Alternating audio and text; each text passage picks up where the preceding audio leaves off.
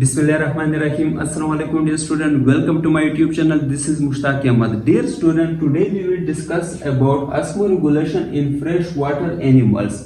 आज हम fresh water animals में ऑस्मोरेगुलेशन को डिस्कस करेंगे और साथ में हम देखेंगे कि ये कौन से चैलेंजेस फेस करते हैं और इन चैलेंजेस के साथ ये डील किस तरह करते हैं with the help of diagram conceptually. तो आपकी जितनी भी कंफ्यूजन होगी 100% आज क्लियर हो जाएगी। नो डियर स्टूडेंट, सबसे पहले हम फ्रेश वाटर की बात करते हैं। तो फ्रेश वाटर के एग्जांपल कौन से हैं?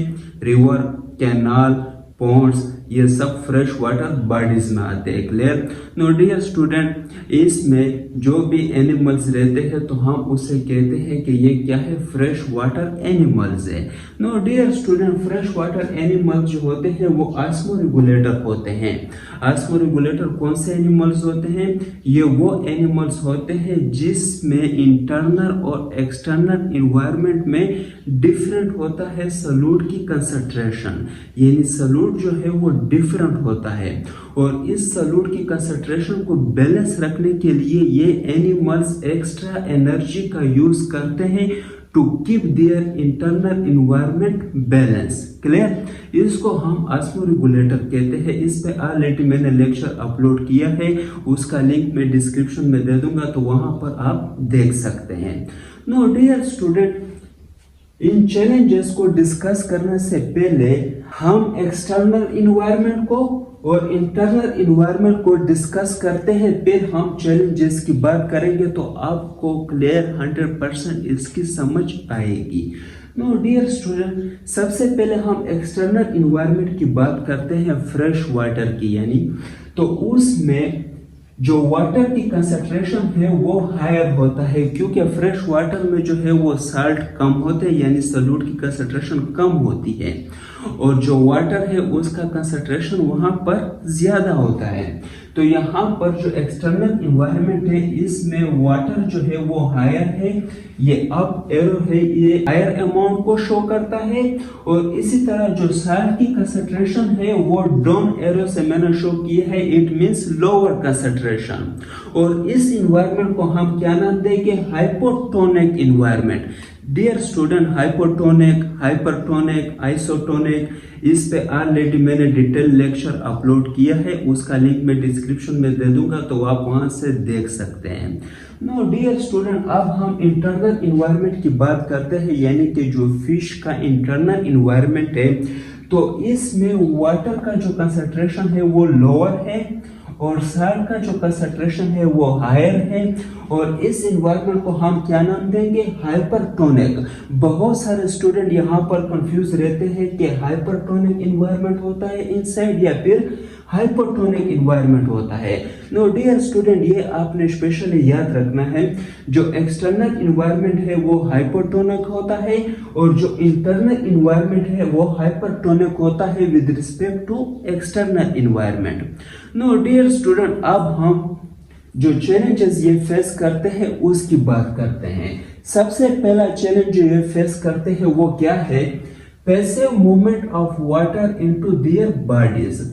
डियर स्टूडेंट, जिस तरह हमने पहले बात की कि एक्सटर्नल इन्वायरमेंट में वाटर की कंसंट्रेशन ज्यादा होती है और इंटरनल इन्वायरमेंट में वाटर की कंसंट्रेशन कम होती है, तो अब क्या होगा? जो वाटर है वो फ्रॉम एक्सटर्नल इन्वायरमेंट मूव करेगा टुवर्ड इंटरनल इन्वायरमेंट। अब जब वाटर एक्सटर्नल इन्वायरमेंट से इंटरनल इन्वायरमेंट की तरफ आएगा, क्यों आएगा? क्योंकि यहाँ पर वाटर की कंसंट्रेशन ज्यादा है और यहाँ पर वाटर की कंसंट्रेशन लोअर है। तो आपको पता है जिस तरह नेचर में everything move from higher concentration toward lower concentration, तो यहाँ पर भी सेम सिचुएशन है कि वाटर जो है वो बैरल से अंदर की तरफ आएगा बॉडी में। अब क्या होगा रिजल्ट में? डियर स्टूडेंट, जब वाटर अंदर आएगा तो फिश की स्वेलिंग स्टार्ट हो जाएगी। क्या?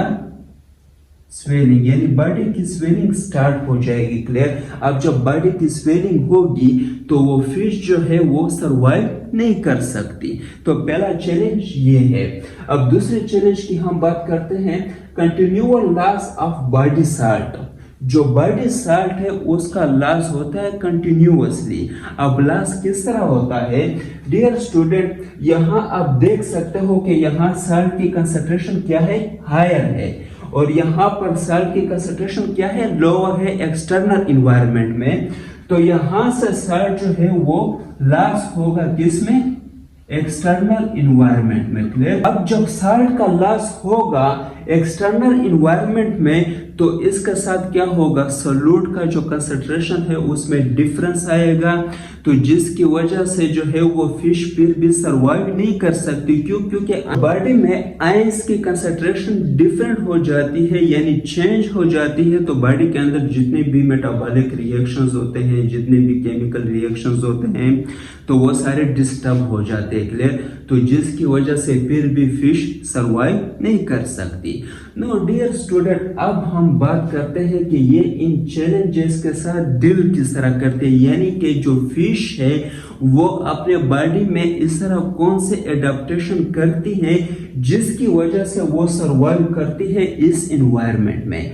सबसे पहले हम बात करते हैं producing large volume of diluted urine. Dear student, यहाँ पर हमने बात की कि ज्यादा पानी जो है यानी ज्यादा वाटर जो है वो बॉडी में इंटर होता है, जिसकी वजह से बॉडी की स्वेलिंग होती है। तो ये स्वेलिंग नहीं होने देती और अपने बॉडी को स्वेलिंग होने से बचाती है।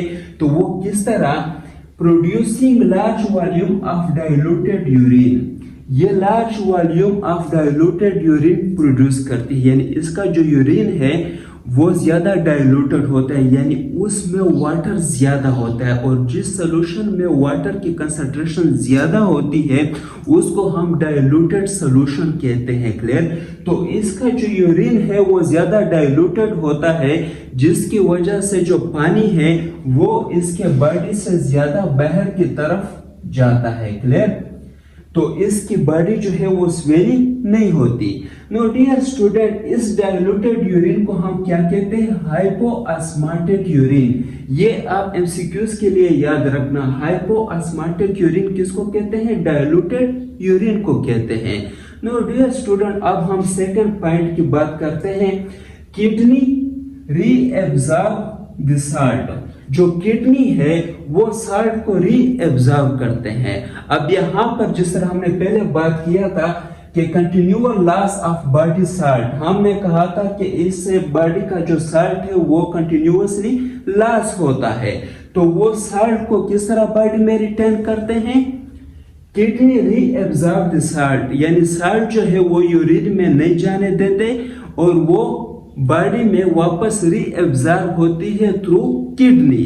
यानी किडनी जो है वो डाइल्यूटेड यूरिन प्रोड्यूस करती है जिसमें साल्ट की कंसंट्रेशन बहुत ही कम होती है, तो ये साल्ट को बाहर जाने नहीं देते।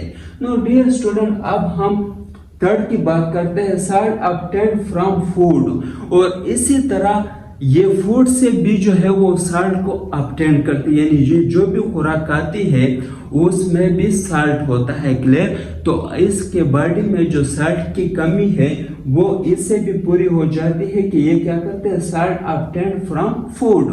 अब हम नंबर 4 की बात करते हैं, use of a special salt cell called ionocytes. ये आपने एमसीक्यूज के लिए याद रखना है। ये special salt cell called ionocytes. Ionocytes कहां पर प्रेजेंट होते हैं, ये एम्फीबियन के स्किन में प्रेजेंट होते हैं और फिश गिल्स में होते हैं। क्लियर।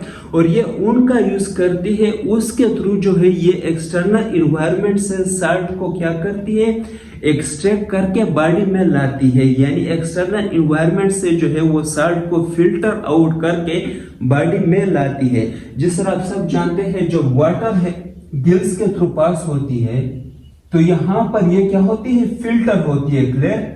फिल्टर। अब जब यहां पर ये फिल्टर होती है तो यहां पर आयनोसाइट्स सेल्स होते हैं। क्लियर। तो ये क्या करती है, यहाँ से साल्ट्स को एक्सट्रैक्ट करके या फिल्टर करके बॉडी में लाती है। तो इसी तरह ये साल्ट की कमी नहीं होने देते, यानी अपने इंटरनल इन्वायरमेंट को ये बैलेंस रखते हैं। जिस तरह मैंने पहले कहा कि ये एनर्जी का यूज करेंगे, तो यहाँ पर ये जितने भी प्रोसेस हो रहे हैं इस सब में एनर्जी का यूज हो रहा है। क्लियर स्टूडेंट, मुझे उम्मीद है कि आप सबको समझ आ गया होगा, और अगर किसी को कोई कंफ्यूजन हो तो वो कमेंट में मुझसे पूछ सकते हैं, मैं उसको क्लियर करूंगा। Thank you very much.